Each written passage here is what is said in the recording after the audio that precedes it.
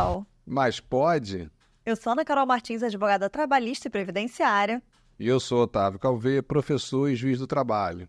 E a gente está aqui para trazer novidades, atualizações, comentar projetos de leis novas, mas tudo isso de um jeito simples, acessível, conversando assim com você. É isso aí, a nossa marca registrada, né, Carol? Conteúdo, com tranquilidade, com simplicidade, para todo mundo entender essa área trabalhista, que não é lá muito fácil, né?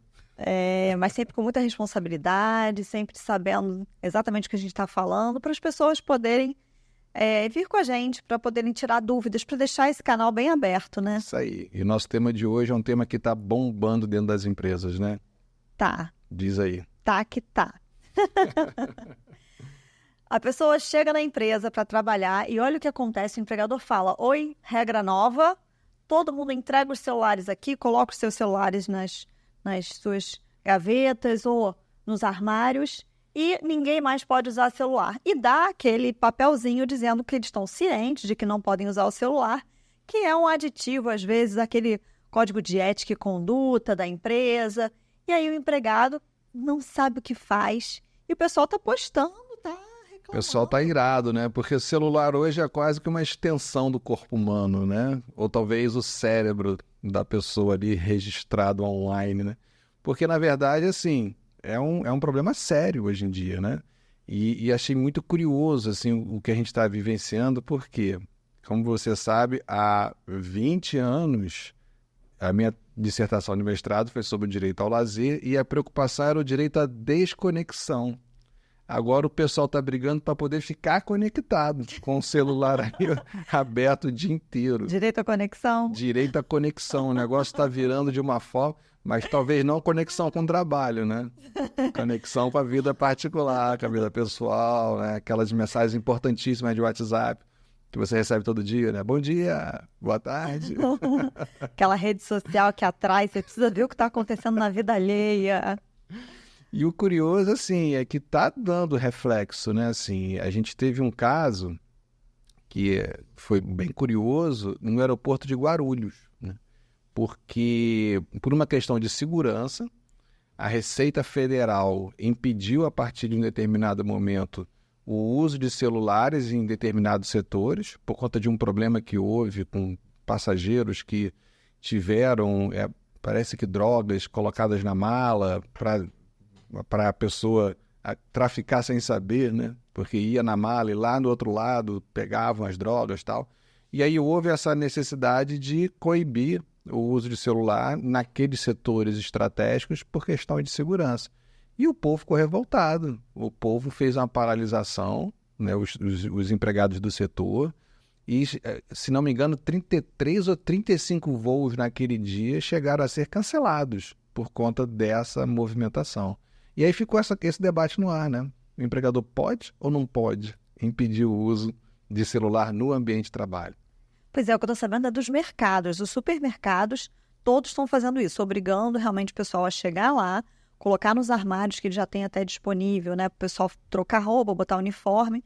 E nesses armários tem que ficar o telefone celular. Não estão mais deixando eles ficarem, principalmente o pessoal que trabalha em função de caixa, estoquista, né? Que também é difícil o controle, até por câmera e tudo mais. Então, as pessoas querem saber, afinal, pode ou não pode? Sabe o que eu acho, Carol? Assim, todos esses problemas novos, né? Se você respirar fundo e for analisando assim, qual é a raiz desse problema, você vai acabar chegando em alguma lição clássica que responde, né? O que a gente tem por trás disso? Vamos lá. Eu acho que a primeira coisa que a gente tem que pensar é o seguinte: quando você contrata um empregado, e a nossa CLT é clara nesse sentido, ele está trabalhando para o empregador no momento que ele está executando ordens e também quando está aguardando ordens, ou seja, ele fica à disposição do empregador.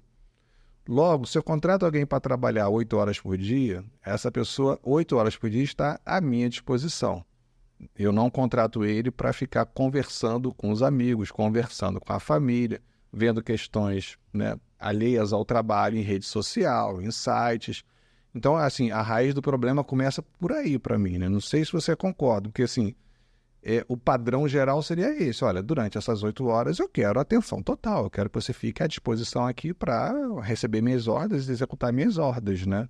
Esse seria o primeiro ponto. Não sei se você concorda com o primeiro passo, né? Sim, concordo, porque a gente tem que entender o que está em discussão aí, né? Poder diretivo, poder de mando e gestão, versus o que? Liberdade de atuação, liberdade de vida, direito à privacidade.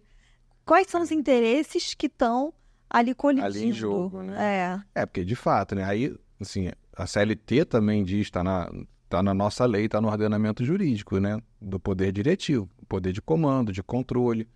Então, assim, é lícito ao empregador gerir o ambiente de trabalho. Ele pode dizer como o empregado deve se comportar no ambiente de trabalho. Então, eu acho que o segundo passo seria por aí, né? Quais são os limites do exercício do poder diretivo e patronal, né? O empregador pode determinar o uso de aparelhos, né, para fins pessoais no ambiente de trabalho, a quantidade desse uso, a proibição desse uso.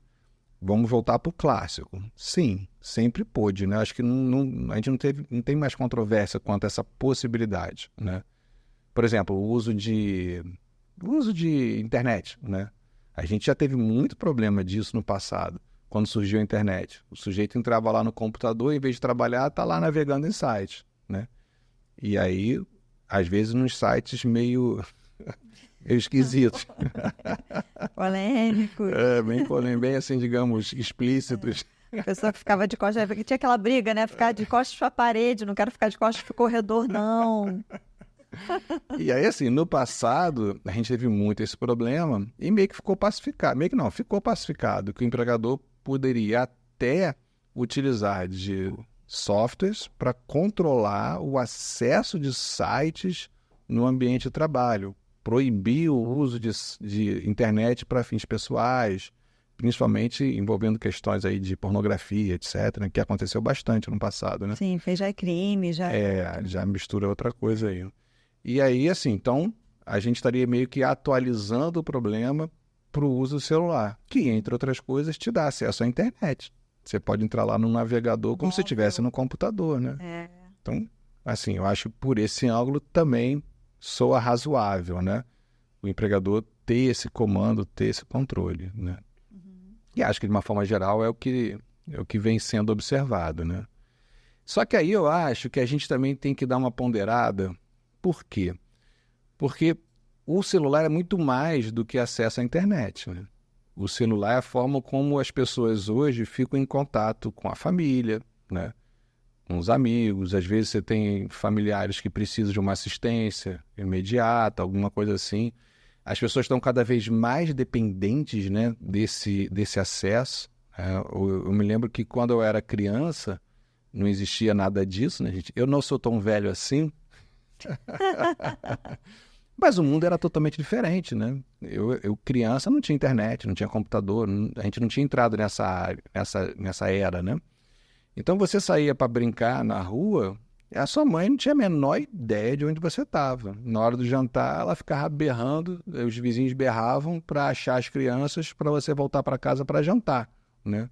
E ninguém ficava neurótico, toda hora querendo saber onde cada um está, né? Hoje em dia a gente sabe que a maior parte aí dos pais, por exemplo, isso é só para dar uns exemplos, né? Fica 24 horas com a criança sendo rastreada, né? E isso gera, lógico, uma necessidade, entre aspas, da pessoa estar ali consultando, né? Você conhece alguém que faz isso? Fica ali 24 horas vendo? Ah, conheço. Pois é. Eu acho que o problema hoje em dia é o excesso. Porque antigamente era isso, né? A gente unia todas as informações que tinha para poder passar em uma ligação só. Então você ligava uma vez e sabia que você tinha que passar todas aquelas... e tinha que conversar todos os assuntos. Hoje, essa possibilidade de você falar sem pagar por pulso, por minuto, aquela coisa toda, fez com que as pessoas falem o tempo todo. E aí gera essa conversa contínua, que aí vira um grande diálogo. E acho que esse é o grande problema.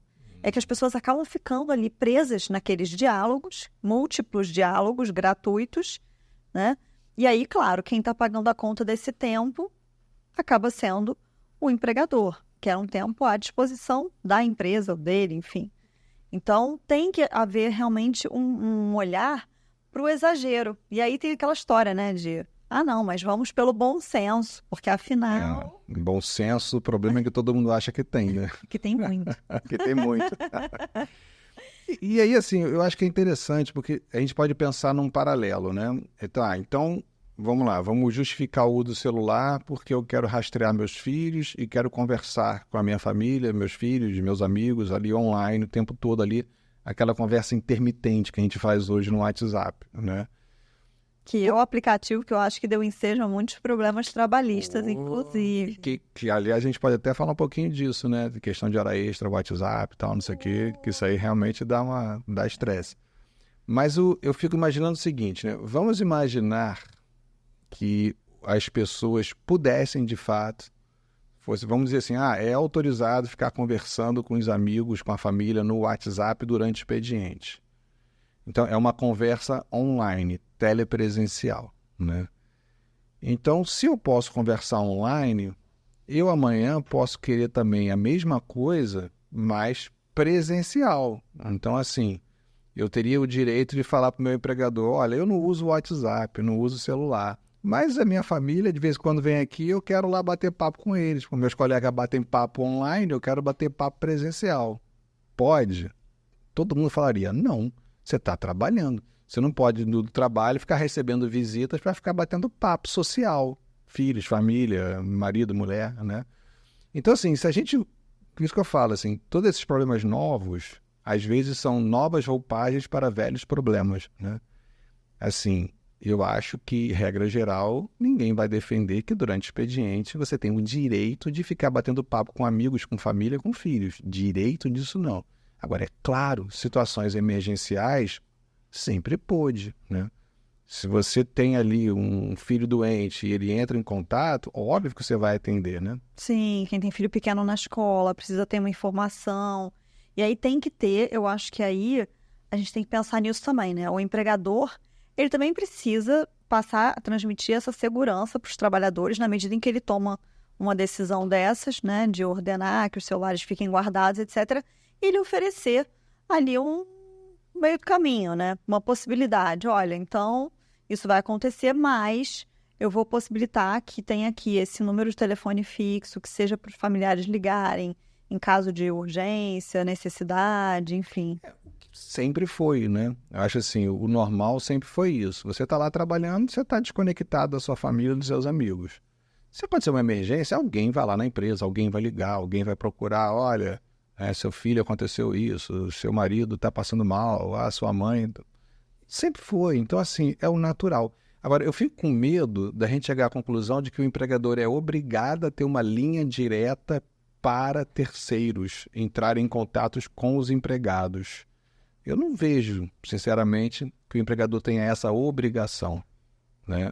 Nunca houve isso, nunca existiu isso. Não é porque as pessoas hoje estão viciadas em celular... que daqui a pouco o empregador vai ter que ter um telemarketing pessoal para atender 24 horas chamadas de terceiros, amigos, e acho que não é razoável, né? É situação emergencial. Situação emergencial você resolve conforme a razoabilidade do momento. Todo mundo vai ter como achar a empresa de alguma forma, né? A empresa sempre tem um telefone, tem um contato, tem um endereço. Se não for ligar para a empresa, manda alguém lá chamar, manda alguém bater lá na porta, avisar que houve uma emergência. Então, eu acho que isso não precisa ser regulado, isso não precisa ter lei sobre isso, nada disso. Eu acho que aí realmente é o bom senso do cotidiano, o razoável do cotidiano, né? Senão, a gente tem que tomar cuidado, senão daqui a pouco a empresa, repito, além do canal de denúncia, vai ter que ter um canal de contato com o mundo externo, né? Que não há lei sobre isso, não há ordenamento jurídico que garanta isso e não é razoável. Você está ali para trabalhar. Quando nos seus intervalos você entra em contato com o mundo externo, né? É isso, né? Eu acho que é bem por aí, né? Acho que basta ter realmente um telefone de acesso, um telefone que seja divulgado, e aí as pessoas forneçam, né, esse número de Quando telefone. tem emergência, entra em contato, né? Como você faz, sei lá, com o seu filho na escola. Seu filho está lá na escola. Quando tem uma emergência, você precisa entrar em contato com o seu filho, você vai ligar para a escola, vai falar com a coordenação, olha... Chama lá o fulaninho, porque eu preciso falar com ele, aconteceu uma emergência. É o natural, né? Mas eu já vi gente falando em vídeo que não, tem que entregar um celular, então, para cada trabalhador, um celular específico. celular corporativo, Sim. para que cada trabalhador mantenha o acesso ao externo. Eu discordo veementemente, não vejo razoabilidade nenhuma nisso, né? E assim, e tem sido um mal, na verdade, a queda na produtividade, seja pelo uso do aparelho, seja por algo que hoje tem sido assim, identificado como uma grande doença da nossa era, né? Que é o déficit de atenção. Você está lá trabalhando, daqui a pouco você olha. Até o cérebro voltar para onde você estava, você tem um gap ali que você esquece. Gente, eu estava falando com a minha esposa outro dia, né?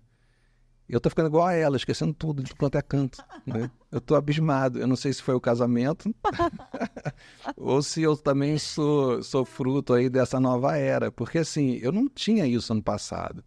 E hoje eu tenho. Hoje eu vou fazer alguma coisa, né? Aí eu pego o celular para fazer algo. Aí aparece uma outra mensagem, você vai indo, daqui a pouco você tava... Para que eu peguei o celular mesmo? O que eu ia fazer? Eu não me lembro mais.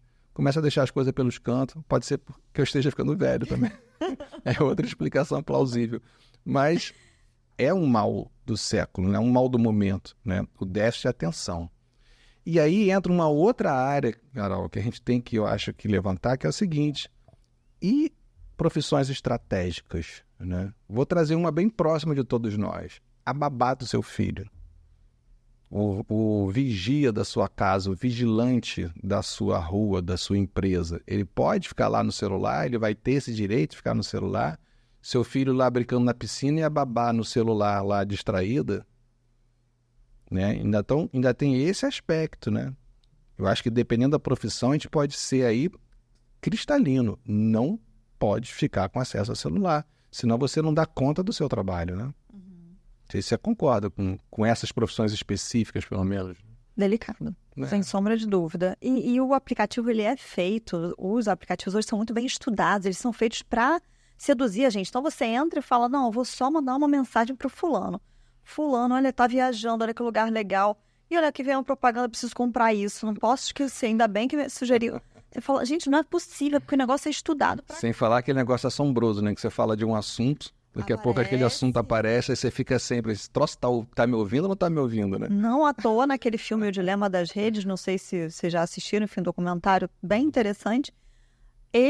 A maior parte dos CEOs e CFOs, enfim, dos altos gestores ali, eles falam que proíbem os filhos de usar os aplicativos que eles são os grandes mentores. Olha que sinistro, significativo isso. Eu assisti a uma palestra outro dia de um estudioso da área, né? Walter Longo. Aliás, recomendo que você siga ele nas redes sociais.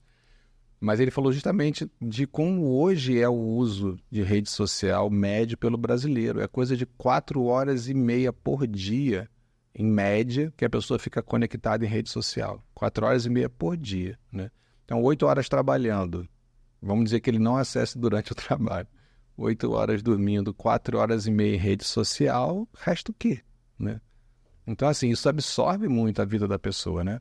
E do ponto de vista do trabalho, é complexo. Por exemplo, lá na Vara, né, a gente pede para o pessoal não usar o celular, porque assim, senão você não consegue produzir como você produzia antigamente. O juiz está fazendo audiência. E aí, fala aí, pode falar. Pode falar, tô aqui, ó. Tem como, né? Você tem que estar full time ali. Você tem que estar ali prestando atenção em todos os detalhes, tudo que vai acontecer. Se você estiver ali distraído, não vai produzir tanto, não vai ser tão boa a produção, né? Cai a qualidade e cai a quantidade. Sim, o advogado também, eu falei do juiz, mas... Claro. O advogado, né? Imagina, tá ali, prestou atenção, vai instruir. E aí, doutor? Oi? E já aconteceu várias vezes. Doutor, mais uma pergunta? Doutor, você tá onde? Onde? Não, excelência. Outro dia falou assim, não, excelência, que eu tô fazendo 2 audiências ao mesmo tempo. Eu falei, maravilhoso. Olha legal. Que presente. Tava aqui e tava lá, com 2 conexões. Complexo, né? Mas isso é um mal que a gente vive, né? Do déficit de atenção, da perda, aí afeta a empresa. Aí, o que a gente pode pensar, né? Existe algum tipo jurídico, né, que possa levar isso à configuração de uma falta punível pelo empregador, né? Será que Rescisão indireta? pode chegar uma... Não, eu digo falta grave do empregado. Assim, se a gente chega à conclusão que o empregador pode fazer isso, é porque a gente está dizendo que é uma conduta que o empregado não pode adotar, em regra. Né? E aí eu fico pensando no seguinte, por exemplo, em desídia. Não deixa de ser. É um comportamento culposo que leva você a não ter o mesmo rendimento no trabalho que você deveria ter. Aí o empregador pegou você lá brincando no celular, qualquer coisa, advertência. Pegou de novo, advertência. Pegou a terceira vez, suspensão. A quarta vez, justa causa. Pode ser. Desídia. Por desídia. Acho que em tese poderia, né? Acho que sim. Porque aquele comportamento está afetando, né, a produtividade e tal. Ele não está rendendo tanto quanto poderia, né? Eu acho que daria para ir por aí, eu acho, né? Agora, também sem exageros, digamos, né? Porque o empregado nunca fica no celular. Aí, naquela semana, descobriu que o filho tem uma doença. Aí, o filho liga para ele, ele para tudo e atende. É porque a análise é sempre em concreto, né, do comportamento do trabalhador, né? Aí, nesse caso, beleza, uma semana especial, é uma coisa fora da curva, né? Então, não vejo problema. É igual ao telefone na mesa antigamente, que ligava, você atendia, né? Você não podia ficar o dia inteiro falando com os amigos no telefone, mas uma emergência você atende e resolve a emergência familiar, como for. Então, assim, no final acaba, isso que eu falei, eu acho que no final acaba voltando ao clássico, né? Não vejo, assim, muita novidade nisso. Talvez a novidade seja a revolta porque todo mundo está viciado em ter um aparelho de conexão, né, externa. Acho que esse é o grande problema. Eu acho que é o vício nesse aparelhinho, né? É complicado. Então, usar celular no trabalho pode, mas com muita parcimônia. Pode, mas nem tanto assim. Né?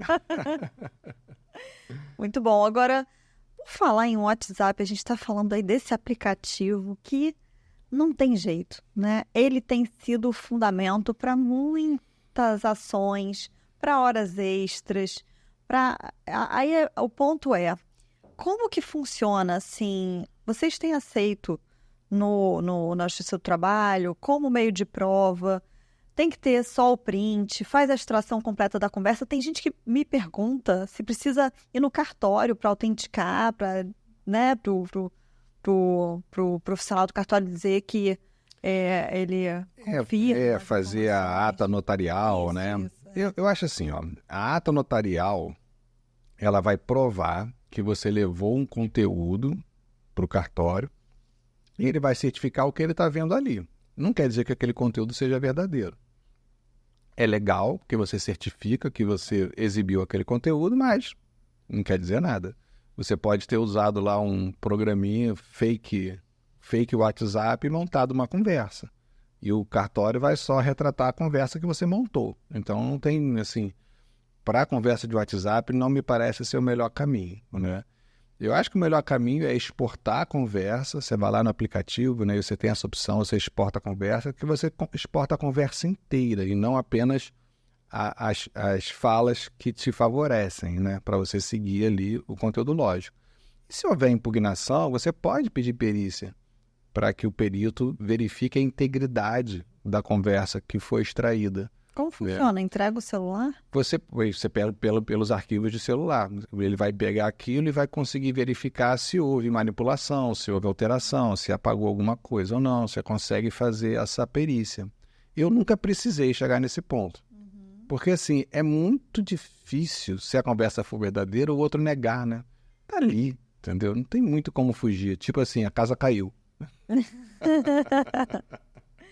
Aliás, eu fiz uma instrução outro dia que foi muito legal, de motoboy, e tinha a conversa, né, toda, desde o início da prestação de serviço, e não houve impugnação, né? E aí, na verdade, nem precisou ouvir testemunha, que a conversa estava lá. Fulano, você vem hoje? Ah, hoje eu não posso ir não. Hoje eu vou fazer tal coisa, então hoje eu não vou não, tá? Posso chamar outro então? Pode. Né? Aí eu falei, bom... Tá tudo ali bonitinho, né? De que o cara ia quando queria, tinha maior liberdade, vou, não vou, recebo quando vou, se quiser ir e tal. Então, não tinha impugnação. Eu falei, ó, tá tudo aqui, né? Não preciso perder tempo ouvindo testemunha. Foi uma conversa de WhatsApp, exportada ali integralmente, foi bem legal.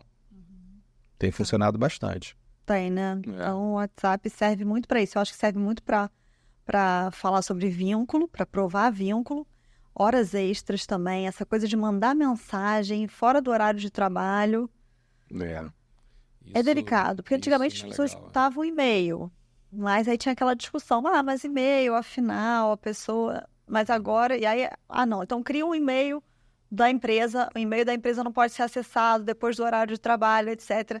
E aí agora tem o WhatsApp que está muito mais acessível. Você sabe que tem uma discussão que eu acho legal, que é prévia a isso, que é o seguinte, a empresa pode usar o meu celular pessoal para fazer um grupo de trabalho, eu sou obrigada a dar o meu número pessoal para que ela faça um grupo para usar em trabalho? Eu entendo que não. Aquilo, meu celular pessoal não é uma ferramenta de trabalho. Então, se a empresa quer ter um grupo de trabalho, é ela que me dê, então, um celular com um chip lá, com um número, para que eu use em trabalho, né? Tem essa discussão prévia que pouca gente levanta, né? É verdade. O empregado pode recusar fornecer o celular pessoal para grupo de trabalho? Claro, o meu celular pessoal não é ferramenta de trabalho. Então ele não pode me exigir. Não, ele não pode me exigir que eu utilize. Agora, se eu concordar, também não é o fim do mundo, né? Acho que o empregador também não tem que indenizar ninguém com um iPhone 15 Plus porque usou o celular. Não, também não chega a esse ponto. Você pode, né, permitir que compartilhe. Ok. E aí vem esse segundo papo, né? Esse segundo debate. Tá, uma vez que eu estou no grupo de WhatsApp da empresa, e aí, liberou geral? Qualquer horário? Manda mensagem qualquer dia, né? Eu acho que aqui a gente também já tem, assim, uma jurisprudência que está bem conservadora, né? Não, né? Você tem que ter limite ali no uso de mensagens, né? Justamente pela questão da desconexão, né? As pessoas querem conexão com a vida pessoal, com rede social, com os amigos. Mas com o trabalho, não, né? Com o trabalho é desconexão. É por aí, né?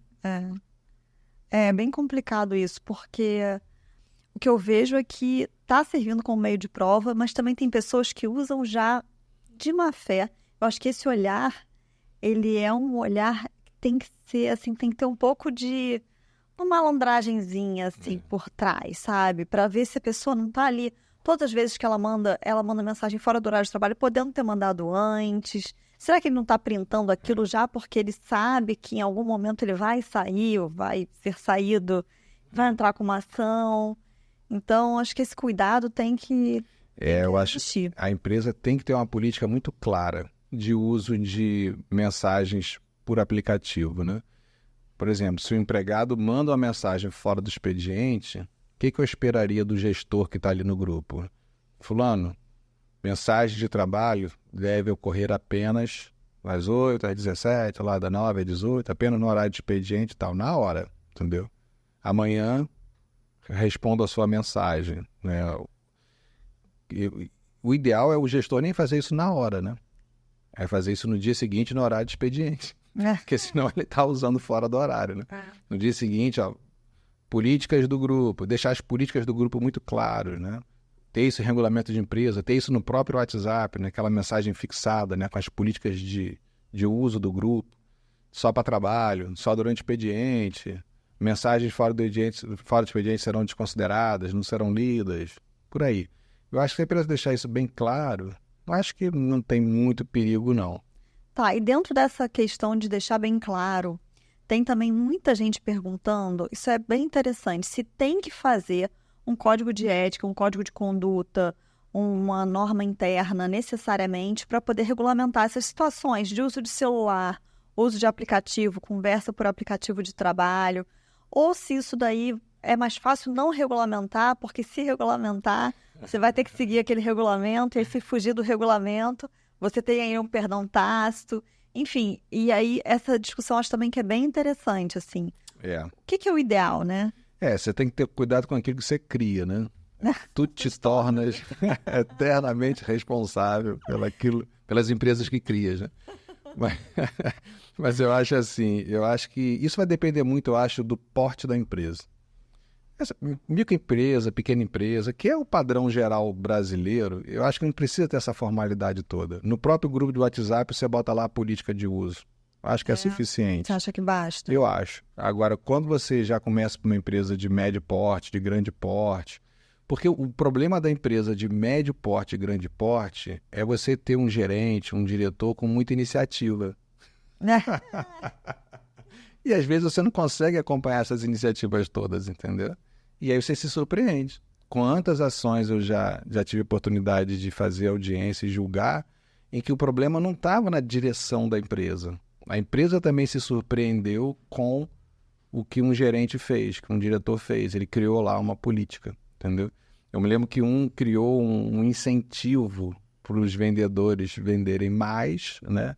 E o incentivo que ele criou era pegar uma bola vermelha enorme e aquele que estava vendendo menos no dia, na loja, ficava segurando a bola vermelha.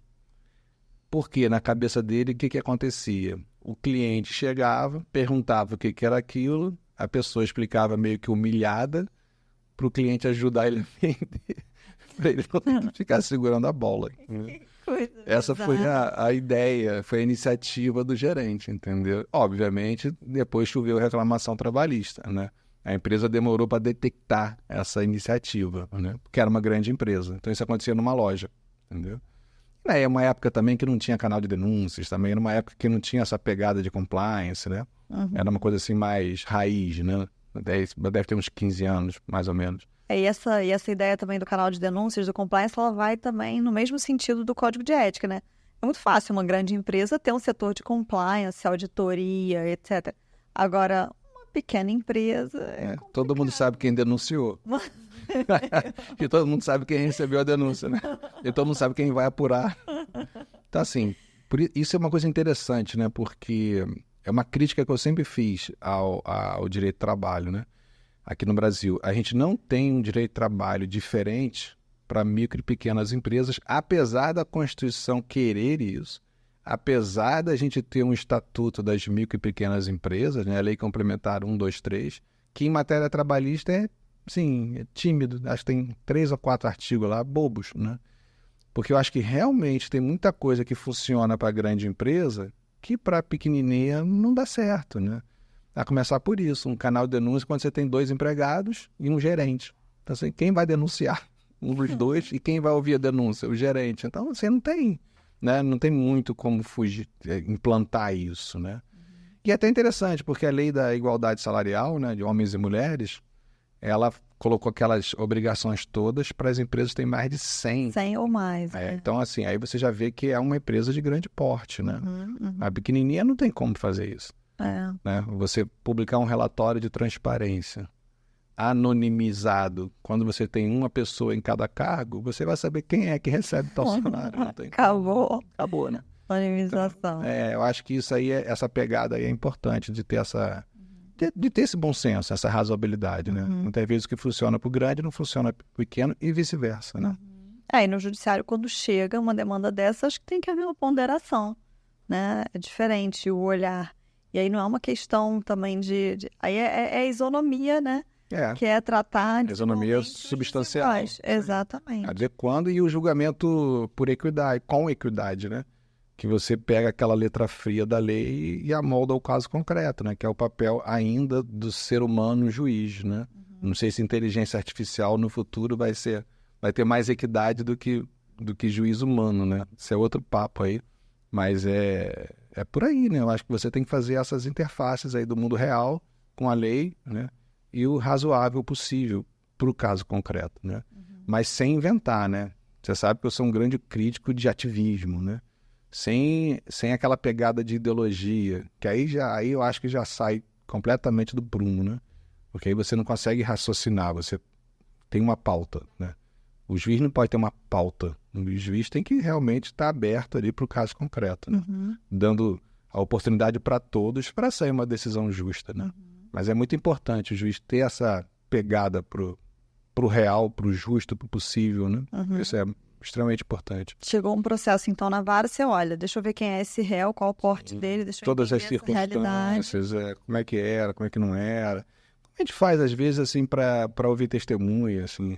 A empresa é enorme, aí a testemunha, né, não pode ter muita proximidade com o reclamante. Agora você pega empregado doméstico, quem é que vai testemunhar? Quem está lá dentro da casa, né? Ou um vizinho. É difícil você, numa relação dessas, né? Você tem que ser mais tolerante. Então, é mais ou menos por aí, né? Você vai vendo as circunstâncias do caso concreto, mas com limites. Porque uma coisa também que eu acho interessante na área trabalhista, assim, chega uma hora que você pensa assim, olha, realmente não tem jeito, perdeu, entendeu? Não cabe ao juiz ficar arrumando jeito para salvar, entendeu? Você faz o que você tem que fazer dentro do ordenamento jurídico e, enfim, quem ganhar, ganhou, quem perder, perdeu, doa quem doer, reclamante ou reclamado, tanto faz, né?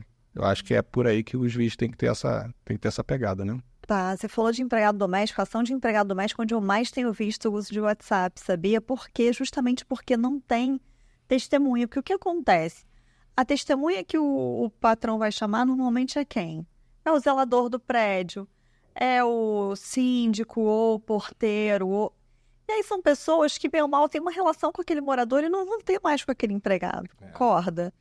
E aí, eventualmente, são outros empregados da casa. E aí também são pessoas que têm... É constrangedor, né? Só se for ex-empregado da casa, às vezes uma ex-diarista, às vezes é o empregado do vizinho, que vê ali a dinâmica, né?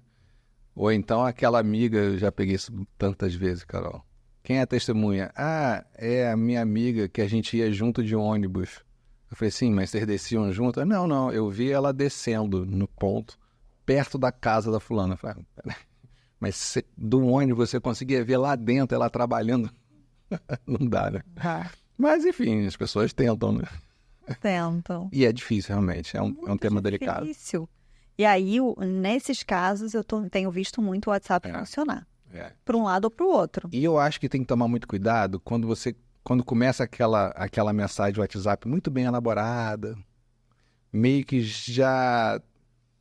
por exemplo, doutor Otávio, o senhor me contratou no dia tal para trabalhar 8 horas por dia, 6 dias na semana, domingo sim, domingo não, e hoje eu não estou me sentindo muito bem, vou trazer um atestado porque eu tenho vínculo de emprego com o senhor. Quando você vê essa muito montada assim, corre que é cilada, né? Contrata um bom advogado, gente. Mas a gente vê, você fica assim, essa mensagem aqui você vê que está querendo armar, né, uma resposta, meio que para confirmar o que já está sendo falado na própria mensagem, né? Tem que tomar cuidado com isso. É mais ou menos como pergunta indutiva em audiência, né? Que você já pergunta para a testemunha dando a resposta que você deseja, né? Então, e o WhatsApp, como você falou, está acontecendo isso. A pessoa arma ali uma pergunta para ter uma resposta favorável, né? Tem que ficar de olho. O que eu mais tenho visto é isso. Em caso de doméstica, é para poder provar ou horas extras ou adicional noturno, inclusive, que a pessoa dormia, enfim, ficava ali à disposição do empregador no horário noturno. Ou então... A própria prestação de serviços, né? A própria prestação, quando é muita discussão entre diarista ou 2 dias, 3 dias, 4 dias. Esse daí é o mais comum de todos. Né? Pelo menos é o que tem aparecido ainda. É muito comum, que é hoje o meio de comunicação predominante, né? E fica tudo registrado. Isso que as pessoas têm que lembrar. Fica tudo registrado, né? Então tem que tomar cuidado mesmo. Salvo quando vem aquela história, mas caiu no vaso, molhou. Mas o outro lado pode ter tudo lá, né? Conversa WhatsApp tem nas duas pontas, né? Então realmente tem que se precaver, né? Com o que você está falando. E o escrito, muitas vezes, não revela exatamente o que se queria, né? Quantas vezes você escreve uma mensagem, a outra pessoa entende diferente, né? Dá até briga em grupo de WhatsApp, né? Porque parece que na mensagem você está sendo grosso, você está sendo frio, né? E não era bem aquilo. Aí você manda um áudio para explicar, né? Não era bem isso, não sei o que lá, blá, blá. A linguagem escrita e falada tem as suas nuances, né? As suas diferenças. Então, tomar cuidado, realmente. E áudio, vocês estão aceitando como meio de prova também? Porque eu já juntei e dá para juntar. Hoje em dia a gente bota num drivezinho, fica na nuvem, Você manda o link na própria petição e dá para acessar numa boa. Eu já peguei várias vezes o empregado fazendo gravação clandestina, né? Coloca o celular no bolso e aí puxa o assunto lá com o empregador, com o gerente, não sei o quê, conduzindo para aquele tema, né? E aí, assim, o STF já, né, tem pacificado que se você for interlocutor na conversa, a gravação pode acontecer, é válida. Então tem que tomar muito cuidado, mas muito cuidado, assim. Eu já vi gente que para fazer reunião com o empregado pede para todo mundo deixar os celulares fora da sala. Já vi isso acontecer. Aí volta aquele tema. Posso proibir o uso de celular? Não posso, né? Numa reunião, será? E como que eu vou provar se for um assédio moral que acontece nessas reuniões? Pois é. Porque aí todo mundo ali está numa mesma situação, né? Foi o STF ou o STJ? Foi o STJ decidiu há pouco tempo que é lícito o pessoal de hospital, enfermeira, técnico de enfermagem, você viu por causa daquele caso, né? Fazer filmagem clandestina de pessoas fazendo assédio a pacientes, né? Que teve aquele caso, né, do médico que fez lá a violência física com uma paciente que estava anestesiada, né? E aí, nessa ponderação de interesses, o que você pensou? Bom, como é que essa vítima poderia se defender? Está lá anestesiada, não tem o que fazer. Se um terceiro consegue pegar e flagrar e filmar, é válido ou não essa filmagem? E o STF deu uma decisão, o STJ deu uma decisão entendendo que seria válido nesse caso, né? E por isso que o direito é tão bonito. Porque depende dos interesses, da ponderação, dos valores que estão em jogo, né? Então, a gente nem sempre vai saber exatamente o que pode e o que não pode. Em tese, a gente sabe no caso concreto. E para o ambiente de trabalho, essa decisão ela é bem interessante, porque assim, às vezes é difícil o trabalhador provar um assédio sexual, um assédio moral, né? Então, ele botar uma câmerazinha lá filmando, um outro colega filmar, né? Eu acho que a tendência vai ser começar a aceitar. Cada vez mais. Porque eu tenho uma coisa no direito também. Eu me lembro que quando eu fiz mestrado, doutorado, porque você fica naquelas teorias todas, né? Filosofia, teoria geral, né? E eu sempre achei o seguinte, por mais teoria que a gente possa ter, tem uma coisa que se chama realidade, que a gente não pode esquecer que existe, né? E eu gosto muito de passar, assim, às vezes, grandes pensamentos teóricos pelo crivo do ser humano comum, do cidadão que não é da área trabalhista. O que você acha disso, né? Então, se você perguntar para qualquer pessoa, olha, existe um cara fazendo assédio sexual, mas sempre faz isso escondido, né? É sempre na calada ali, reservada. Aí um colega conseguiu fazer uma filmagem, ainda que clandestina, mas conseguiu pegar no flagra. É difícil não usar isso, né? Eu confesso que eu, como juiz, eu ia, né, fazer milhões de argumentos lindos teóricos para ir para o óbvio, né? A pessoa não tinha como se defender de outra forma. Aquilo ali foi a única forma de preservar um direito fundamental. Então, assim, eu acho que aí a gente tem essas brechas no sistema que a gente vai preenchendo essas lacunas, né? Eu diria assim, na dúvida, coloca no processo, porque o juiz, ele é humano, ele não consegue desver, entendeu? Verdade. A partir do momento em que ele viu, em que ele ouviu, ele não vai desouvir nem desver nada. Você sabe que teve até a reforma trabalhista, né?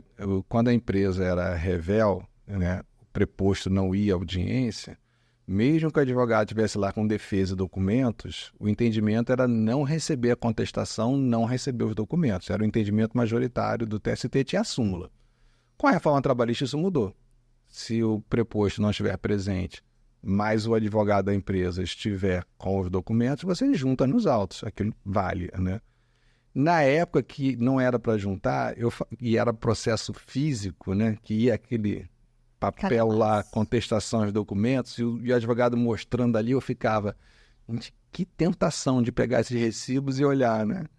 Aí eu falava, doutor, nem traz, nem junta, nem chegar perto, porque senão eu vou olhar. E se eu olhar, não tem como me enganar lá que eu vi, né?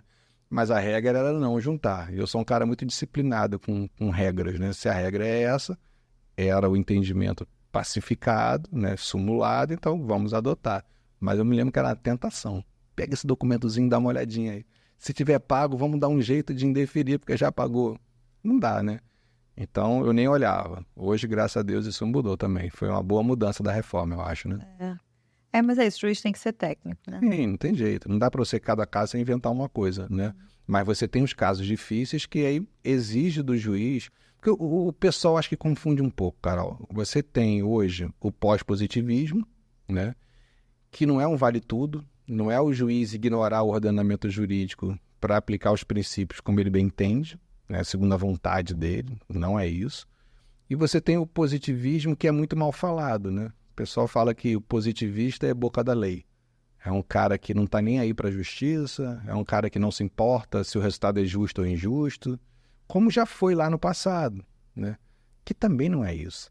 Então, eu acho que as pessoas estão confundindo um pouco isso, sabe? Qual é a técnica jurídica? Como é que a gente vai trabalhar a ciência do direito, né? Porque, na verdade, a regra é que nós vamos seguir o ordenamento jurídico. E o juiz pode ter criatividade nas suas decisões quando o ordenamento jurídico permite. Eu não posso pegar aqui uma escolha que o legislador fez, sei lá, mulher não tem intervalo de 15 minutos antes das horas extras. Essa é a escolha atual do legislador. Eu não posso falar, não, essa escolha é ruim, eu não gostei dessa escolha, eu vou mudar essa escolha. Não posso. Eu não posso ter criatividade para isso, né? Agora, não existe nada sobre filmagem de assediadores sexuais no ambiente do trabalho. Aí, pera lá, agora vamos resolver. Quais são os direitos que estão envolvidos, né? Quais são os direitos fundamentais aí? Aí tudo bem. Porque aí o próprio ordenamento jurídico me dá autorização para, nesse caso, eu ser criativo. Então, o que acho que o pessoal confunde é isso. Você julgar por princípios não é fazer o que você quer. É fazer o que você deve fazer, de acordo com o que o próprio ordenamento jurídico manda que você faça. Eu, como juiz, cheguei à conclusão há muitos anos que eu não tenho liberdade nenhuma. Eu tenho que fazer o que o ordenamento jurídico manda que eu faça, inclusive para ser criativo. É quando ele me autoriza a ser criativo, eu tenho que ser criativo. Aí eu não posso falar assim, indefiro por falta de amparo legal. Não, eu estou errando. Porque naquele caso existe uma brecha que eu tenho que resolver. Aí como que eu vou resolver? Usando princípios, usando valores, enfim, tem várias técnicas para resolver isso. Entendeu?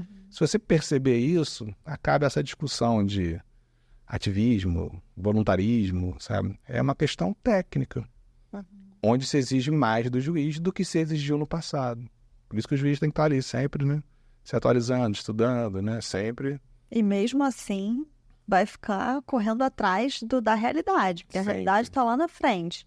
E o direito está lá atrás, tentando correr atrás. E o juiz está ali, com o direito, né? Isso, sempre. Alcançar. E a área trabalhista, né, especialmente, é muito dinâmica, né?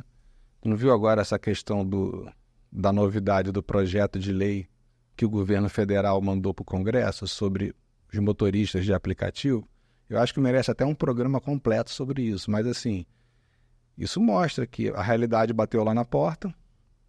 Ficamos anos tentando segurar essa realidade para resolver com a CLT, né? E, na minha opinião, na beira do abismo, que é quando o Supremo finalmente vai julgar a questão, o governo, que é um governo Partido dos Trabalhadores, né? Que é um governo de esquerda, percebeu o seguinte, olha, eu acho que não vale, é a minha opinião pessoal, né?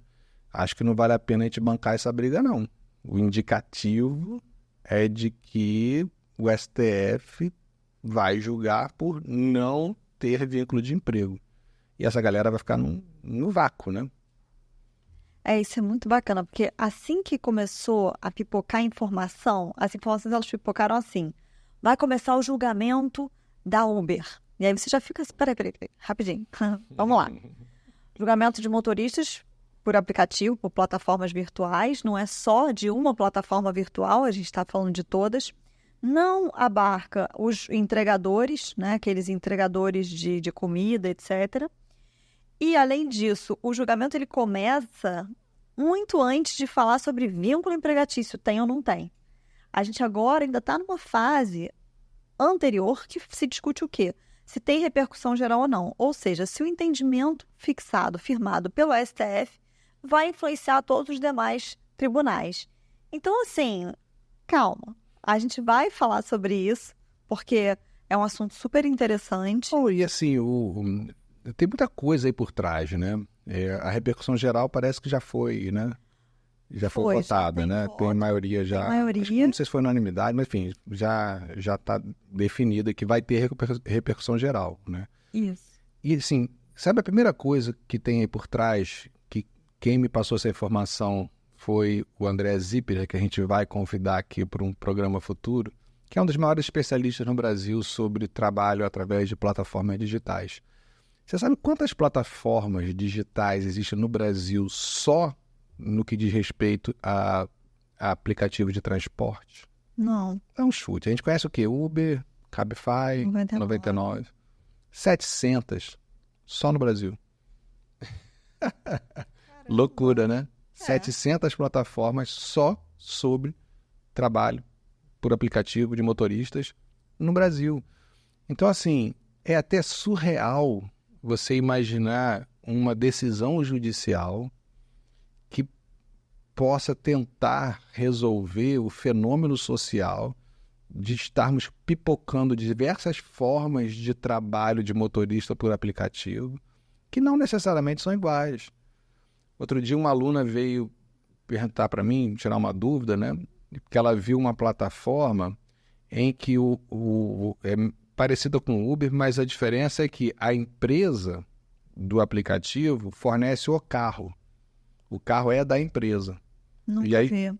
o motorista é que é tipo Uber, que vai aparecendo. Mas quando ele topa, né, dirigir, ele dirige o carro da empresa. Aí eu pensei cá comigo com a minha cabeça jurássica de CLT, de juiz do trabalho há quase 30 anos. Bom, a chance de dar vínculo é muito maior. Porque se o carro é da empresa, a liberdade do sujeito já está diminuindo, né? Do que ele ter o carro dele e fazer o que ele quer na hora que ele quer, com o carro é da empresa. Não quer dizer que seja empregado, mas em termos de risco, já aumenta um pouquinho. Então, assim, já só um pequeno exemplo de como tem camadas aí por trás que o grande público não acessa, né? E por isso que eu achei muito legal também, por esse aspecto, o governo federal tomar essa iniciativa de mandar um projeto de lei, porque quem tem que dizer como vamos regular esse fenômeno social não é o Poder Judiciário. Quem tem que fazer isso é o parlamento. Até porque o que estava acontecendo quando se deixou para o Poder Judiciário foi cada um estava julgando de um jeito. É, como sempre, né? Que Não é cada isso? juiz tem certeza que está certo, sempre. Ó, eu Cada um se acha mais razoável do que o outro. Óbvio, né? Cada um se acha dono ali da verdade. Mas é a nossa profissão, né, gente? A nossa profissão é isso, é decidir. Eu que vou dizer quem está certo ali sempre. Não? Então a gente vai ficando muito acostumado a ter certeza, né? Foi o que você falou, né? Você não pode dizer que não vai julgar porque não tem amparo legal. Eu resolvo, entendeu? Só que, por exemplo, esse caso é até um caso legal de exemplo dessa coisa do positivista, do pós-positivista, tal, não sei o quê. Porque, assim, para mim a questão era muito simples, é ver se tem um vínculo de emprego da CLT ou não tem. E o vínculo de emprego da CLT fala em subordinação jurídica, né? Então, para mim, improcedente, né? Não há o vínculo de emprego, é o meu entendimento de que não há o vínculo de emprego. Aí, outros colegas, não, peraí. Essa subordinação jurídica já não é mais lá como antigamente, então vamos, né? Uso de tecnologia, subordinação algorítmica.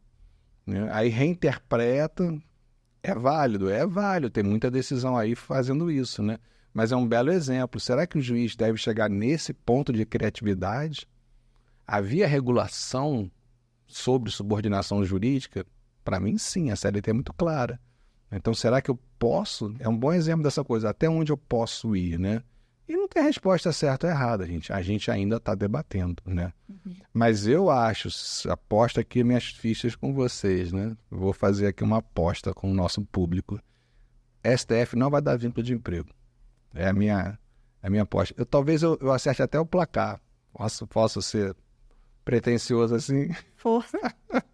Eu acho que vai ser 9-2 por não ter vínculo de emprego. 9-2. Se eu fizesse aqui uma aposta, seria isso, né? Porque, assim, por quê? Pelos julgamentos que têm acontecido nas reclamações constitucionais, né? Você fazendo essa análise, tudo aponta para um resultado por aí. Mas é óbvio que a gente nunca sabe o que vai acontecer, né? As coisas vão mudando, né? O debate vai acontecendo, vai ter o debate em plenário, os ministros vão mudando de ideia, tudo pode acontecer, né? Mas o que o mercado lê é isso, né? De que o vínculo de emprego dificilmente vai sair ali no STF. Eu acho legal fazer um teste, assim. Eu adoro o ser humano. E aí, eu tenho essa mania de quando eu quero saber alguma coisa, eu vou e pergunto. Sabe que eu tenho entrado nos carros de aplicativo que eu tenho pego e tal, e eu pergunto, você gostaria de ter vínculo de emprego? Isso é um teste interessante. Sugiro para você que está assistindo a gente para também fazer esse teste. Entra no carro e pergunta, oi, tudo bom? Boa tarde. Olha, tô aqui pensando nada, fazendo nada, você também tá aí só dirigindo. Me fala se você quer ter vínculo de emprego ou não, porque isso é um teste... É muito interessante. É o teste da realidade, né? É. Claro que você não pode dizer que isso é uma grande pesquisa, né? Porque você vai fazer ali no seu micro-universo. Mas eu também faço isso, sempre pergunto. Já pegou algum que queria CLT, não? Não. Também não. Zero. Não, de verdade, não. E aí eu pergunto por quê, claro. Né? Aqueles que já... A maioria já vem e fala, porque na verdade, deixa eu te contar. Eu tô aqui, né? Tô quebrando galho, não sei o que lá, reforçando a minha renda e tal. E tem umas coisas assim que são muito interessantes, né? Semana passada eu estive em São Paulo e lá um dos tipos de Uber que você pode pegar, né? Black, Comfort, X, táxi. Ou seja, os taxistas, eles ingressaram na plataforma Uber como uma categoria própria. Então você pega um táxi mais pelo aplicativo Uber, né? E eu sempre que vou a São Paulo, eu faço isso, né? Porque eu acho que, aí vou ser sincero, eu acho que é mais justo, né? Porque o taxista, ele tem um carro lá todo fiscalizado, tem que ter licença, não sei o quê, paga imposto, pá. Então eu acho mais justo, se tem o acesso a táxi, pegar o táxi, né? Eu acho. E aí, eu fui conversando, sempre converso também, vou puxando os papos todo e tal, né? Nunca digo que sou juiz do trabalho, né? Senão, sei lá... Ninguém fala nada. Não, pode jogar o carro no poste, alguma coisa assim. Que horror! Então, nunca falo, escondo. Mas eles vão se abrindo, né? E aí, semana passada, eu peguei um que eu perguntei para ele o seguinte, vem cá, depois que você começou a usar o seu táxi na empresa Uber, no aplicativo, como é que ficou? Ele falou, doutor, por exemplo, essa corrida que o senhor está fazendo aqui do aeroporto para o hotel, no táxi normal daria R$50, no aplicativo dá 35. Só que, para eu pegar uma corrida que fica R$50, eu fico 2 horas parado no ponto até aparecer um passageiro. Agora, nesse meio tempo, eu fiz 3, 4 corridas no Uber, por 35. Então, no final do mês, ele falou que fez as contas, a renda dele aumentou 35%. Caramba! Quando ele passou a usar o aplicativo Uber e também continua sendo taxista quando pinta corrida como taxista. Então, aí eu comecei a pensar, então, a chegada do aplicativo foi ruim? Foi boa? Né? Eu acho que é tudo uma questão realmente de absorver o fenômeno novo e colocar isso a favor do ser humano, né? E outra também que eu achei sensacional. Peguei um Uber, né? Era até a mulher, a motorista.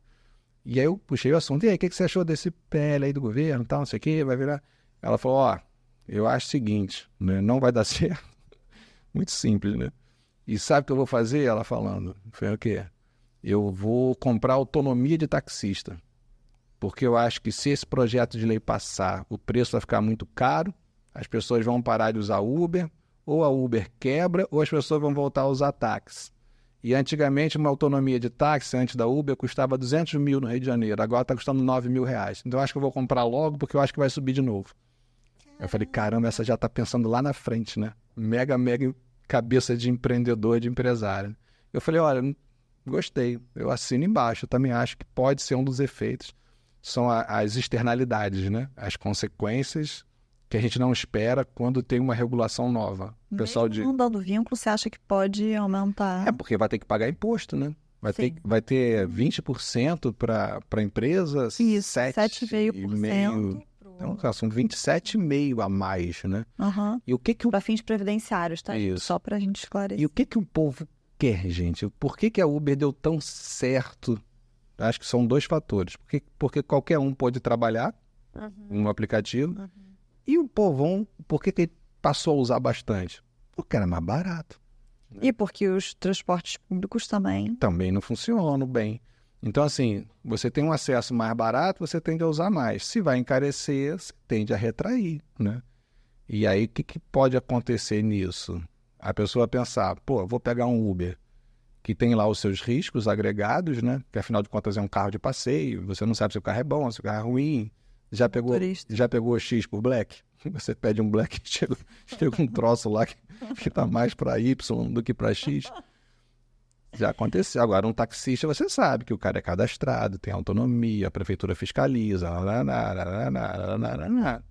pode andar na faixa, né, de ônibus preferencial. Então, pode ser um efeito, uma externalidade dessa nova regulação. Porque é isso que eu acho que o pessoal tem que lembrar, né? Todas as decisões, né, sobre novas formas de trabalho vão gerar consequências, algumas que a gente prevê e outras que não, né? E essas externalidades, elas são um grande fator que um juiz sozinho decidindo tem muita dificuldade de alcançar, né? Já o parlamento não, o parlamento já faz um grande debate público, aí vem lá todas as correntes, pessoal de um lado, pessoal de outro, os lobbies, os interesses, audiências públicas, que é o lugar que tem que ser feito para debater isso tudo e faz uma escolha. Aí se a escolha não for boa, só lamento. Senta de novo, discute de novo e faz outra escolha, né? Por isso que a canetada do juiz é muito perigosa, porque você não sabe as externalidades, né? O que isso vai gerar no mercado? Vai retrair mercado? No final vai ser bom? Vai ser ruim? Né? Porque o juiz ele tem que tomar cuidado com essa coisa que eu falo que mais do que paternalista, às vezes é messiânica, sabe? O juiz acha que vai resolver, né? Chegou o Otávio, né? Agora sim vai Seus problemas acabaram. Seus problemas acabaram. Tá aqui a decisão, pá. E aí dá uma grande bagunça depois, né? Porque você não quebra a empresa sai do país. Você não tem como prever o que vai acontecer, né? É difícil. O empregado fica com depressão, um monte de gente desempregada, milhões de coisas. É isso. Mas a gente está de olho nesse andamento desse PL que, como o Otávio falou, né? Tem aí um conjunto de pessoas envolvidas, né? Representantes dos trabalhadores, representantes das empresas, né?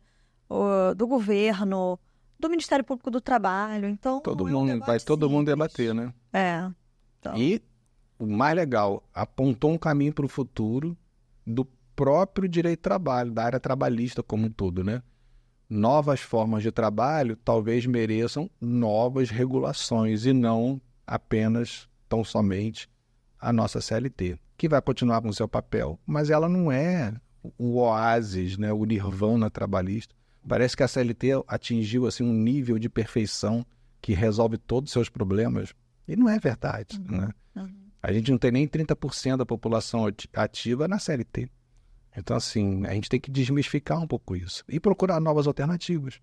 Então, o governo federal, de Partido dos Trabalhadores, de esquerda, ter assumido isso, poxa, eu fiquei super feliz.